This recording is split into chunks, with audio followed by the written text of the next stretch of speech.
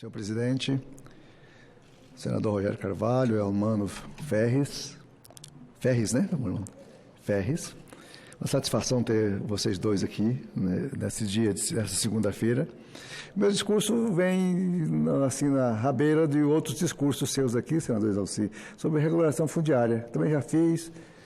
O senador Telmar acabou de falar aqui do estado de Roraima, uma situação gravíssima da regulação das terras.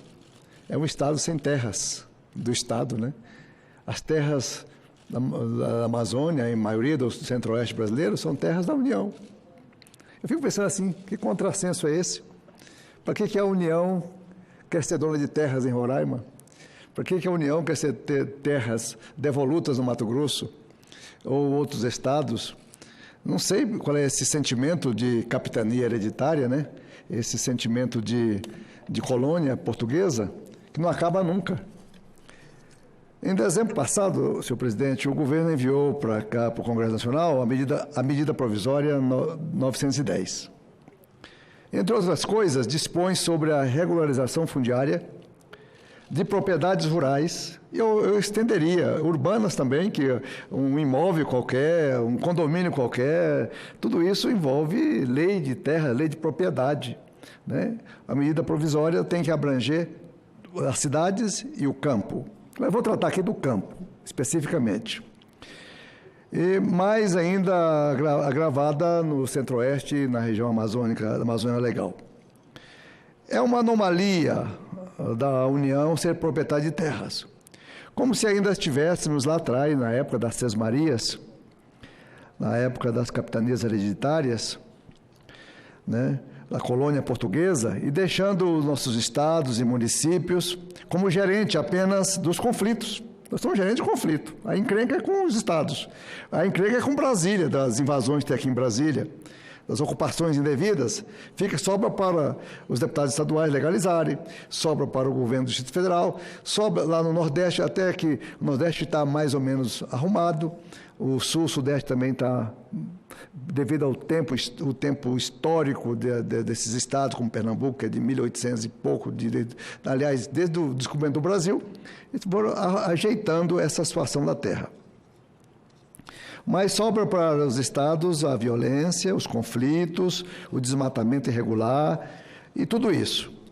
Mas a regularização fundiária deve ser uma prioridade nacional. Uma prioridade nacional. Para abrir oportunidades aos atuais ocupantes, que são ocupantes, de vir a exercer a capacidade empreendedora rural e empreendedora natural consagrada desse país, como está registrado nos dados da nossa economia, porque a agricultura, pequena, média ou grande, ela movimenta essa economia brasileira aí, sobremodo, graças a Deus ela existe, devido à capacidade e o dinamismo dos nossos produtores rurais. Ninguém tem os dados corretos, ninguém sabe exatamente quantas propriedades estão ocupadas por famílias há tantos anos, né? Esse é mais um chutômetro do que uma realidade estatística. Em Rondônia, a estimativa é que tenha 70 mil propriedades sem documento. 70 mil. Porque uma propriedade hoje tem 70 mil, amanhã pode ter 75 mil. Porque a pessoa, o pioneiro falece, morre, deixa os herdeiros, divide a terra um pedacinho para cada um, e cada um passa a ter uma unidade, uma produção. Então, era uma só, agora ficou 5, com a partilha da terra por herança. Então, não tem número exato. Inclusive, a falta de documentos, mas aqui adiante eu vou mostrar para os senhores, a falta de documentos em assentamentos oficiais do INCRA, assentamentos que o governo foi lá, assentou a família naquela propriedade e deixou lá, e esqueceu deles e nunca levou documento. Deixou lá a pessoa numa condição desumana, né, sem capacidade de produção, que é um contrassenso inadmissível, um órgão oficial demarcar, entregar a terra para uma família e deixá-la ao abandono. O país tem uma dívida histórica com seus produtores rurais. É uma dívida histórica, que com seu trabalho põe em nossas mesas os produtos hortifruti granjeiros, o arroz, o feijão, o leite, vem tudo da agricultura familiar. É tudo produzido nas chácaras, nos sítios, no entorno da cidade, das pequenas glebas. Eles estão lá trabalhando e é preciso que regularizemos já essas propriedades, levemos o documento de dignidade, de modo a trazer a paz, a tranquilidade no campo para todos. É preciso entender que é somente com uma atitude firme de regularizar propriedades que não tenham documento. Não é só uma questão legal ou de justiça, mas tem um impacto econômico significativo. Rondônia multiplicaria, dou o exemplo do estado que represento, multiplicaria em muito a sua riqueza, aumentando alimentos. Nós somos especialistas em produzir comida. Mato Grosso, Goiás, Centro-Oeste, o Nordeste. A pequena propriedade é especialista em produzir alimentos. Produz comida mesmo, dá o seu jeito e produz com a unha, com o jeito, com a experiência, com a tradição, como pode, trabalham. A regularização fundiária para estes poceiros, entre aspas, abre e fecha aspas, poceiros, que não cabe bem aqui a palavra poceiro, é um ocupante legítimo dessas áreas de chácaras, sítios e fazendas. Essa palavra é ofensiva à dignidade desses produtores. Todos querem a escritura e o registro. Eles querem pôr na gaveta, querem pôr no armário, querem mostrar para os parentes, eu tenho essa terra, que dá o documento, mostrar para os filhos. Até falar assim, eu posso morrer agora e deixar uma terra documentada para vocês. É assim o sentimento de grandeza dessas pessoas, né? Para poderem produzirem mais com esse documento, abrir as portas desses bancos. Os bancos têm dinheiro, gente. O Banco do Nordeste tem recurso para emprestar, o Banco da Amazônia tem recurso para emprestar, o Banco do Brasil tem recurso para emprestar, o BNDES tem recurso para emprestar. Então, basta criar essa oportunidade, levar esse crédito para essas famílias pequenas, famílias de pequenos produtores, um pouco de crédito, um pouco de acreditação neles, para que eles produzam ainda mais. Para que o governo federal, para que a União quer ser propriedade de terra no Brasil inteiro? Terras devolutas? Para quê? Eu acho que essa indiferença, a burocracia, a judicialização, aí os tribunais estão cheios de ações que rolam 20 anos, 30 anos, ações que a pessoa que impetrou a causa já morreu, e o processo está lá, parada, andando lentamente, sem solução. Atos verdadeiramente criminosos, que ferem princípios, posso dizer até direitos humanos, não é? Se nós legalizarmos e entregarmos a documentação, a escritura e o título, a nossa riqueza dobra em 5 anos. Lá no estado de Rondônia, eu tenho certeza, 70 mil títulos ou mais oferecidos, a gente dobra a riqueza do estado rapidamente. Então, senhores senadores, senhor presidente, já existem boas leis no Brasil, muitas leis, excelentes leis, que já poderiam ter resolvido grande parte da problemática da terra no Brasil. E todas as consequências que advêm da ilegalidade, principalmente para os pequenos produtores familiares. A verdade, senhor presidente, é que a agricultura familiar é um setor muito importante e pujante na economia agrícola brasileira. Basta lembrarmos que é ela, na verdade, que põe comida na mesa da gente, eu já falei há pouco, nas feiras.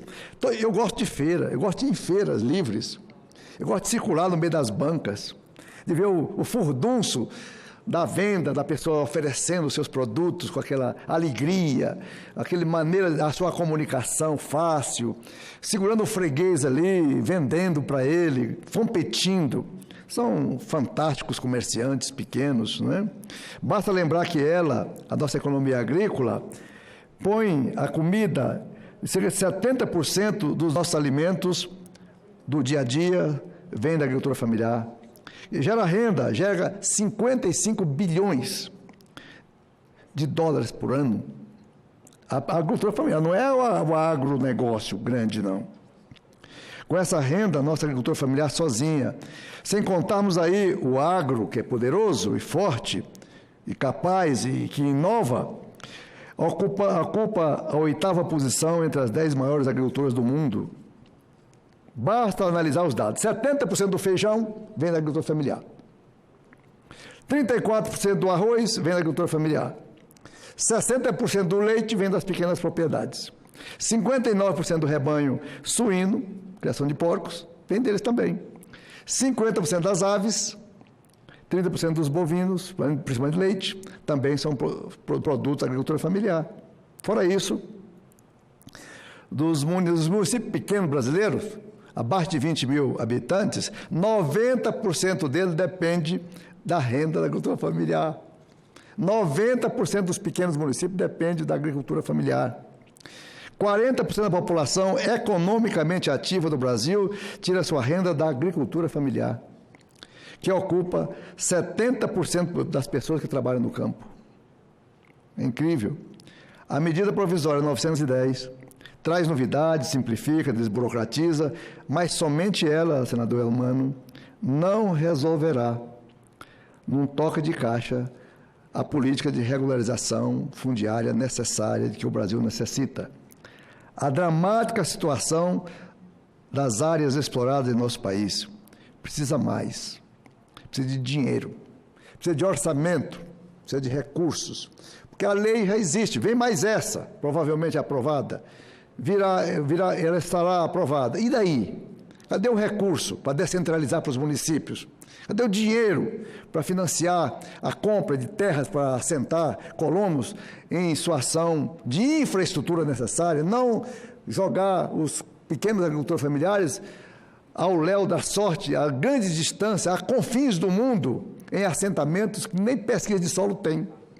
Despeja lá, para eu vou voltar vocês aqui, para você livrar de vocês, que estava acampado na beira da estrada, perturbando o fazendeiro, então vai lá para o fim do mundo. Pega essa terra aí, então você quer terra? Está aqui, mas não tem estrada, não tem condição, não tem crédito, não tem casa, não tem essas coisas. Então, e o INCRA hoje está tão desprovido de recursos, de pessoal e de tudo, não é? Precisamos de recurso. Então o governo, assim como o ano passado, vocês se lembram muito bem, aqui não lembro mais o mês, foi junho ou agosto, aprovamos aquele crédito suplementar de 248 bilhões, autorizando o governo a emitir papéis para pagar pensões, aposentadorias, Bolsa Família e rendas e bonificações continuadas, não é? 248 bilhões para poder socorrer e pagar no dia certo. A mesma forma é aqui. Aqui é a mesma forma, é isso aqui, essa situação. Para regularizar essas terras de 2/3 do Brasil, precisa de recurso. Então, o mesmo jeito que encontrou ano passado, tem que ajudar aqui. Dinheiro novo. Ou dinheiro do BNDES, ou dinheiro do Banco do Brasil, ou dinheiro do Orçamento da União, que nós sabemos que não tem. Quem é aqui da Comissão de Orçamento, o senador Zalci faz parte da Comissão de Orçamento, ele sabe que não tem dinheiro para investimento. Não tem. Nós vamos zerar o déficit em 2024, senador, mano. 2024. Então não tem. Então nós temos que caçar uma modalidade nova do BNDES, que é poderoso, aprender a investir nas prefeituras pequenas com esse objetivo líquido e certo, que é a regulação fundiária. Muito bem.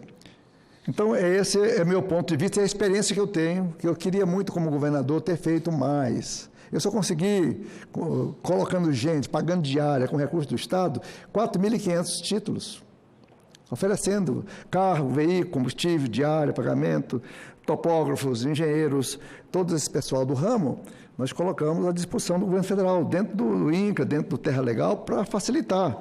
Eu só consegui, infelizmente, 4.500, eu queria 30, 40 mil, só consegui 4.500. Sei que tão cedo não teremos esses recursos para essa execução, mas eu dei aqui os rumos que nós poderemos ter. O Fernando Henrique, eu não me lembro a data exata, se foi em 1996, eu era deputado, ele criou o PRONAF, lá atrás.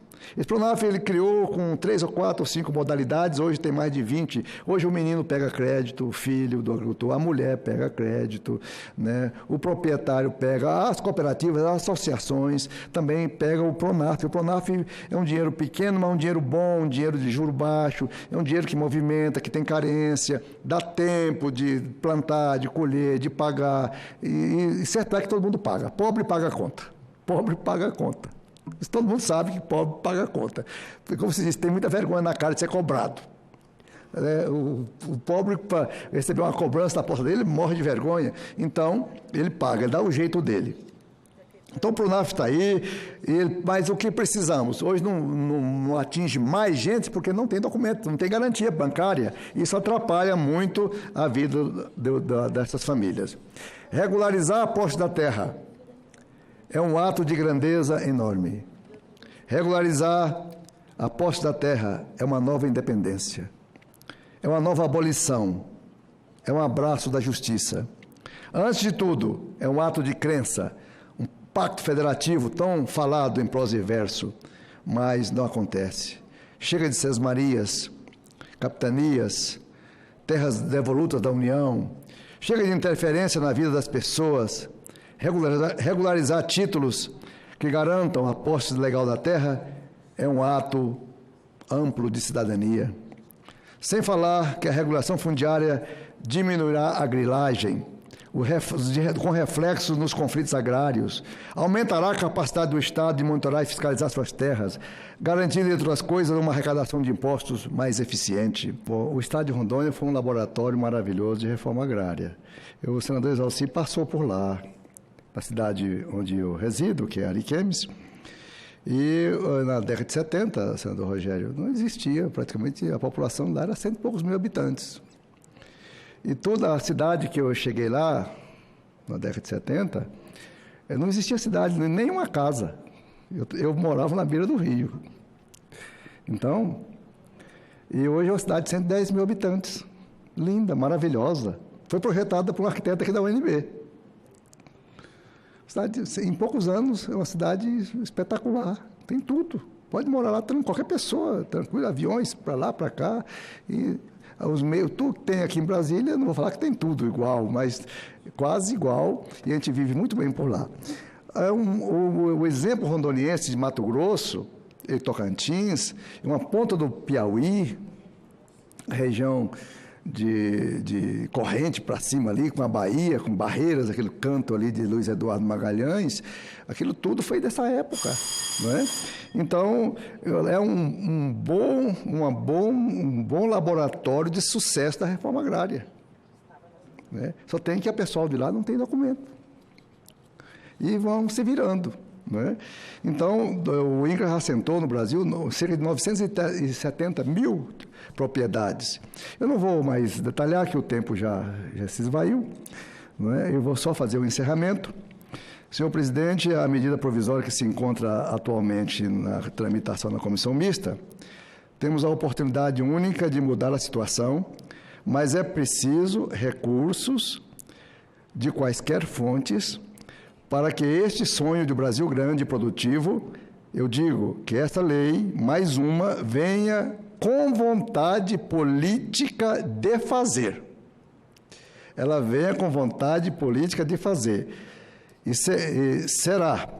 ser um ato revolucionário de rompimento da inércia e abrirá as portas da esperança. Tenho certeza que o Congresso dará, mais uma vez, a resposta necessária com a lei aprovada e emendada. O Brasil precisa se encontrar consigo mesmo e olhar nos olhos do seu povo e deixar a procrastinação, que é um ato de condenação antecipada, de trazer a liberdade, o orgulho de viver e produzir. Era só isso, presidente. Muito obrigado.